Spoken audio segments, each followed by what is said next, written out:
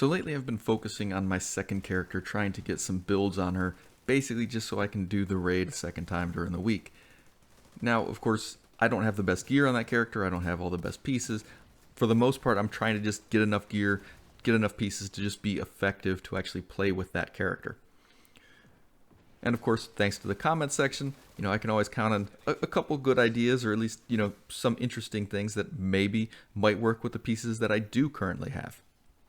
Now, I'm probably going to butcher the name, but Trebiet is a regular commenter on my videos, and he makes some good suggestions and basically corrects little things if I'm wrong. Now, in this case, he's talked about his hybrid build and how he was using skill damage and armor regen for his attributes. And that basically got me thinking, like, well, I've got some skill pieces that, I'm not really using, so why don't I just basically, have skill damage and roll armor regeneration onto all of them? Or, if in the case if I have armor regen, just roll skill damage onto them. And you can see I pretty much did that for all the pieces. Now, you would want 1 piece of wyvern, 2 pieces of hana-u, and 3 pieces of murakami just to get the most skill damage on them. But, that's really up to you how you want to run it. Now, I would suggest, though, if you are going with the 3 murakami, you definitely want to focus on getting those named knee pads from the Dark Zone, because they give you 1% armor regen instead of the almost 5,000 armor regen that you would normally get from a roll.